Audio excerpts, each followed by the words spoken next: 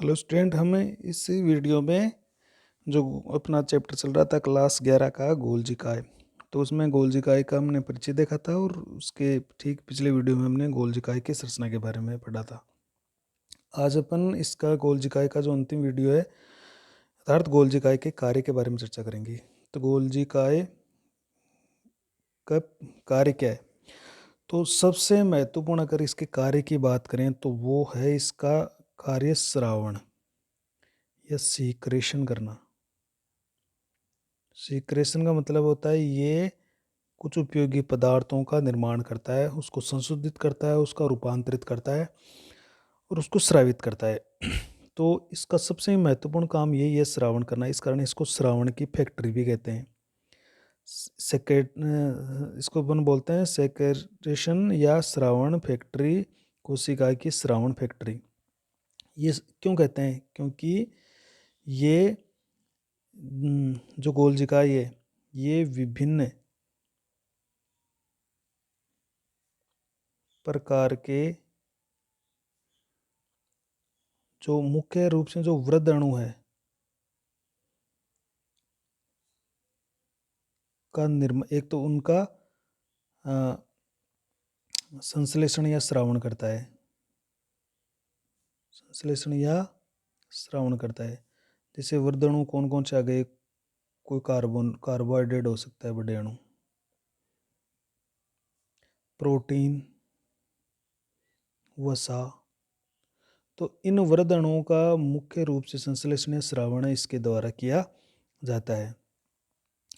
ये देखो, ये प्रोटीन है उसको कार्बोहाइड्रेट से जोड़ सकता है। कार्बोहाइड्रेट के साथ जोड़कर इसने क्या बना दिया? ग्लाइको प्रोटीन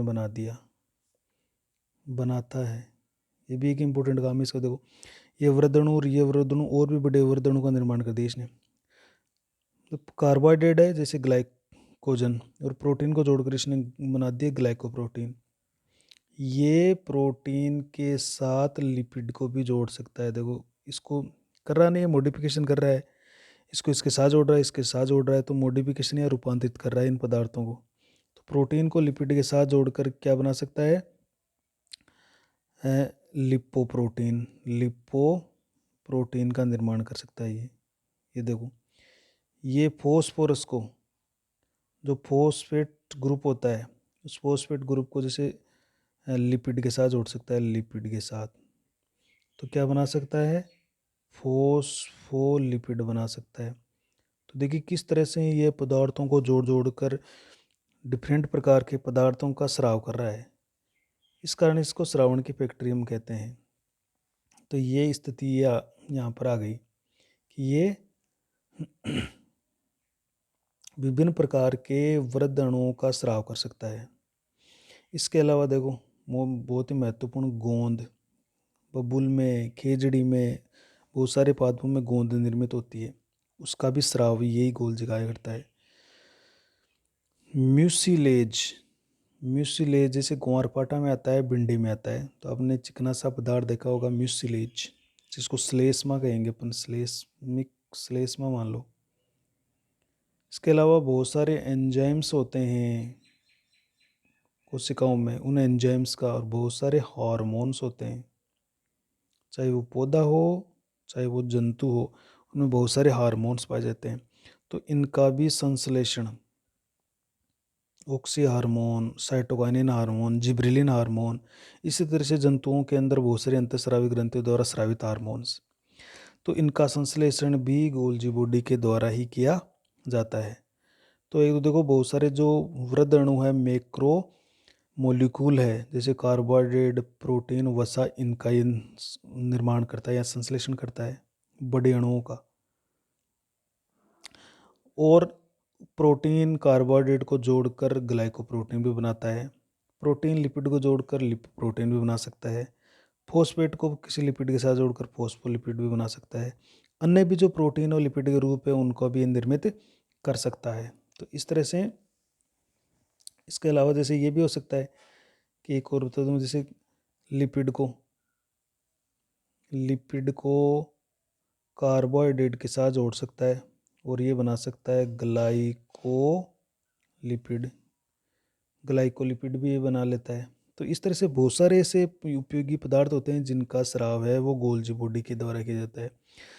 मतलब ये काम है वो गोल्जी बॉडी ही करता है। स्रावण जितने भी वृद्ध अणु होते हैं किसी पदार्थ का, गोंद का, हार्मोन्स का, एंजाइम्स का, और जो विभिन्न तरह के उपयोगी पदार्थ बनते हैं उनका स्राव या संश्लेषण गोल्जी बॉडी के द्वारा ही किया जाता है। तो सबसे इम्पोर्टेंट काम तो इसका ये है श्रावण, और इसी कारण से इसको क्या कहते हैं, कोशिका की श्रावण फैक्ट्री कहते हैं इसको, कोशिका की श्रावण फैक्ट्री कहते हैं। चलिए दूसरे कार्य की बात करते हैं। दूसरा काम है इसका जो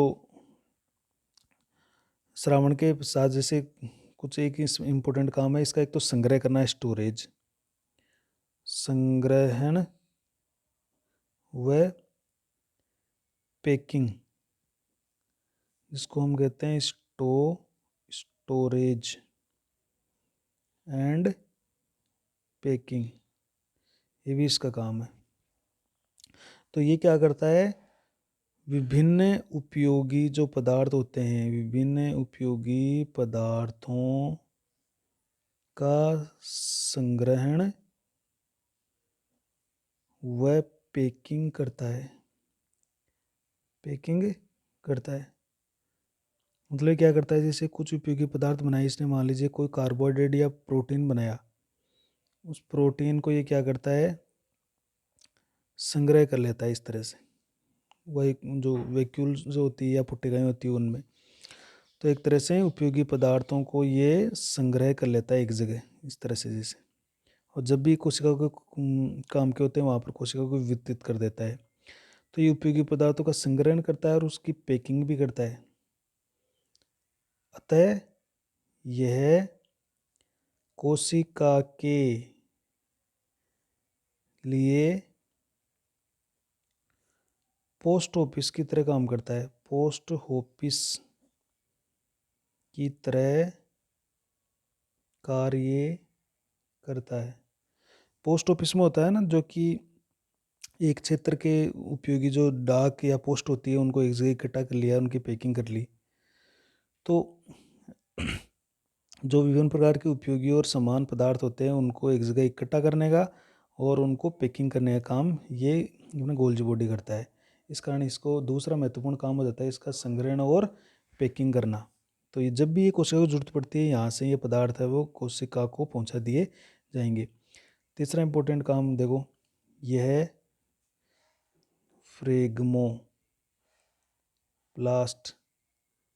का निर्माण कर कोशिका भित्ति निर्माण करता है।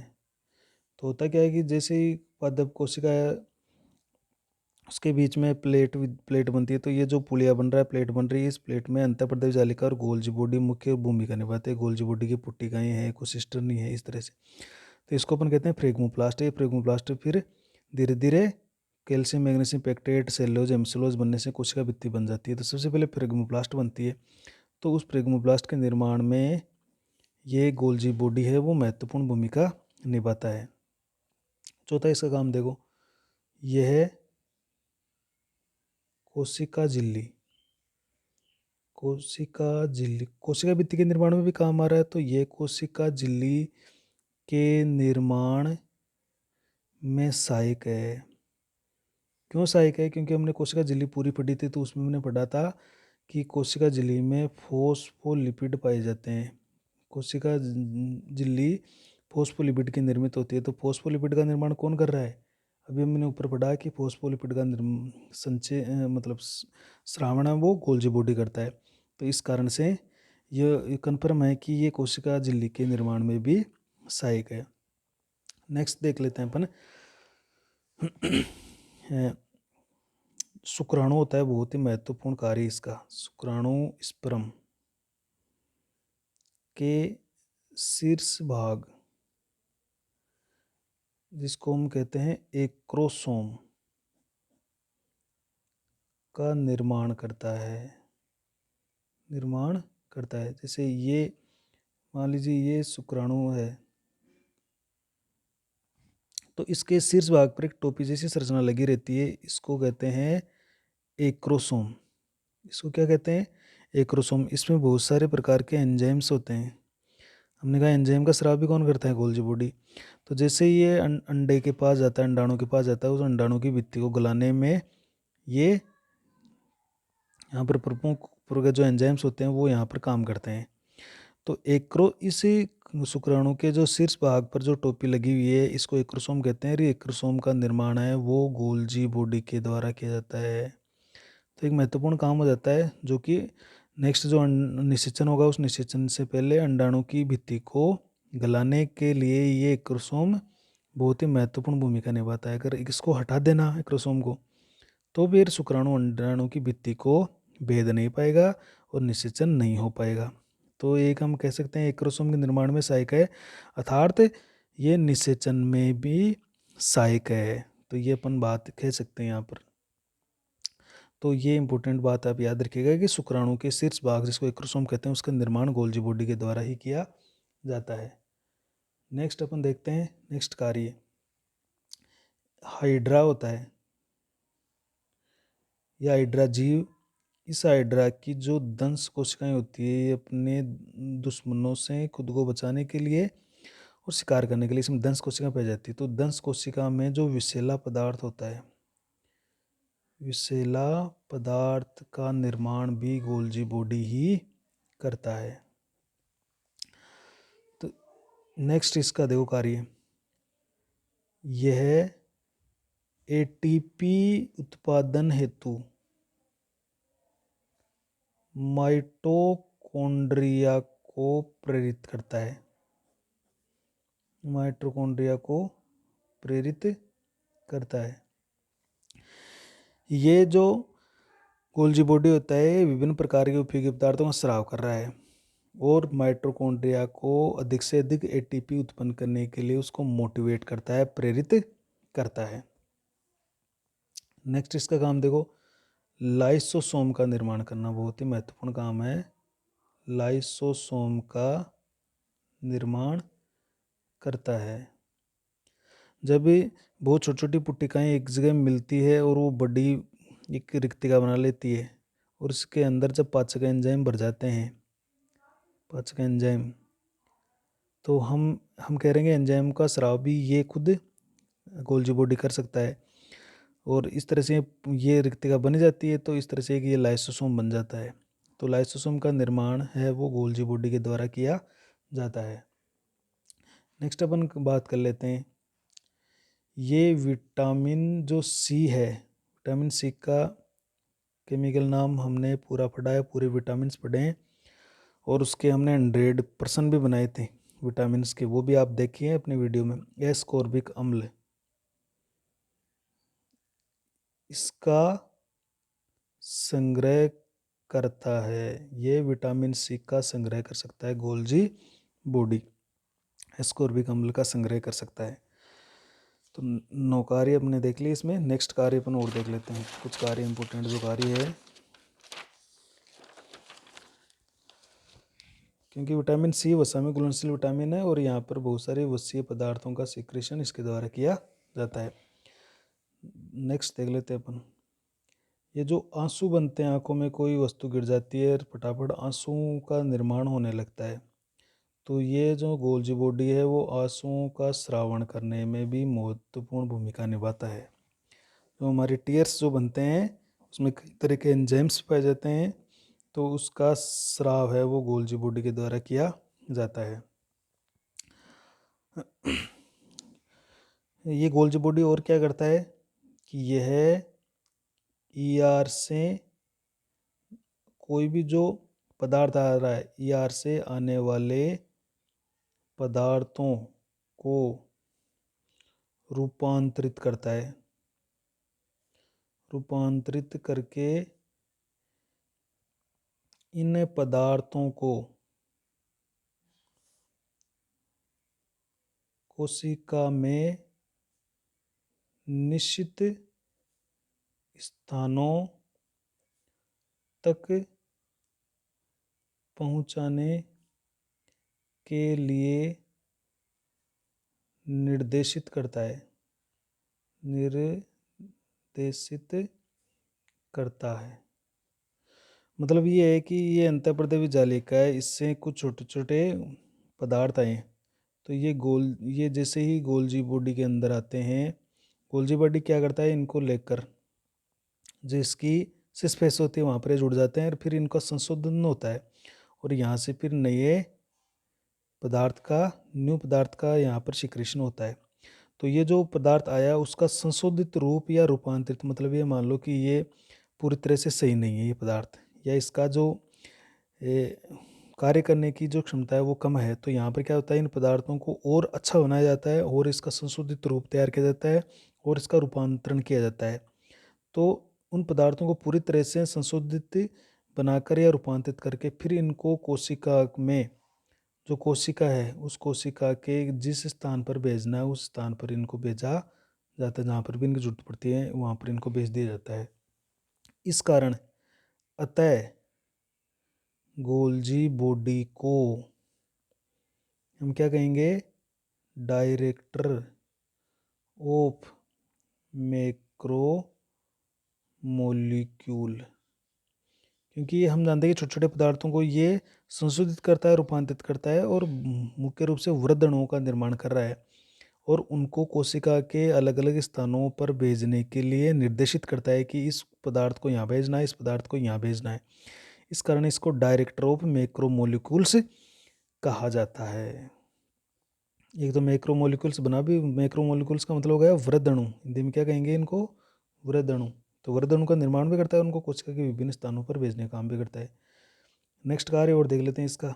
कीट बक्सी पादप होते हैं, कीट बक्सी पादप, जहाँ पर जिस मृदा में नाइट्रोजन की कमी होती है वहाँ पर कीट बक्सी पादप होते हैं, वो कीटों का भक्षण करते हैं और वहाँ से उसकी प्रोटीन को पचाकर नाइट्रोजन लेते हैं। तो उन कीट बक्सी पादपों में जो कीट बक्सी पादपों में ये जो गोल्जी बॉडी होता है, एक चिपचिपा पदार्थ स्रावित करता है। जैसे मान लो एक पौधा है सन ड्यू प्लांट, तो इसमें क्या होता है, इस प्लांट की एक तंतु लटका रहता है और उस पर एक बूंद रहती है, ये चमकीली बूंद होती है। अब जैसे ही कोई कीट आएगा, कीट आकर्षित होकर इस पर बैठेगा, तो यहाँ पर ये कीट इसे चिपक जाएगा, वो इसके आकर्षित हो गए इस बूंद से या चिपचिपे पदार्थ से, ये चमकेगा, चमकीला पदार्थ होता है ये, और इसे आकर्षित होकर जैसे कीट आएगा यहाँ से चिपक जाएगा और फिर ये कीट बक्सी पादप इसका भक्षण कर लेगा। तो इस तरह से ये गोल्जी बॉडी इसमें महत्वपूर्ण भूमिका निभाता है। नेक्स्ट अपन कार्य देख लेते हैं। इसके अलावा बहुत सारे पदार्थ हैं, जैसे उदाहरण के तौर पर जैसे अग्नाशय में इंसुलिन है, अग्नाशय में क्या बना, इंसुलिन हार्मोन ये बना। इसके अलावा बहुत सारे एंजाइम्स है, एंजाइम जैसे एक उदाहरण देखिए जाइमोजन। इसके अलावा जैसे वर्णक है मिलेनिन वर्णक। तो इसके अलावा जैसे थायराइड के जो हार्मोन्स है, पीयूष ग्रंथि के हार्मोन्स है, तो कहने का मतलब है वह अन्य हार्मोन, एंजाइम, वृद्धणु का श्रावण इसी के द्वारा किया जाता है। ये गोल्जी बॉडी को मान लो। तो ये हो गया आज के वीडियो में हमने पढ़ाया कुछ महत्वपूर्ण गोल्जी बॉडी के जो कार्य हैं, उन कार्यों के बारे में हमने चर्चा की है। इसके अलावा हमने ये पढ़ लिया होगा कि एक हमारी कोशिका में एक प्रणाली पाई जाती है GERL प्रणाली। तो इसका पूरा नाम क्या होता है कि Golgi body plus endoplasmic reticulum plus lysosome, ये तीनों आपस में एक दूसरे को निर्मित करते हैं, तीनों आपस में एक दूसरे से कनेक्ट रहते हैं, संबंधित रहते हैं। तो एक GR प्रणाली पाई जाती है अपनी कोशिका में। तो यहाँ से ये गोल्जी बॉडी, ER और लाइसोसोम आपस में इंटरकनेक्टेड होते हैं, परस्पर इनका संबंध होता है, जिसको GRL प्रणाली कहते हैं। नेक्स्ट, चलिए ये गोल्जी बॉडी तो आपका पूरा हो गया। नेक्स्ट वीडियो में हम पढ़ेंगे जो कोशिका की प्रोटीन फैक्ट्री है।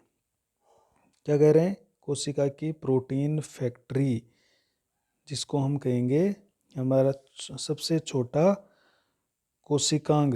सबसे छोटे कोशिकांग झिल्ली रहित होते हैं, या उनको कोशिका का इंजन कहते हैं, या कोशिका की प्रोटीन फैक्ट्री कहते हैं। तो हम उन कोशिकांगों को पढ़ेंगे जिनका नाम है राइबोसोम।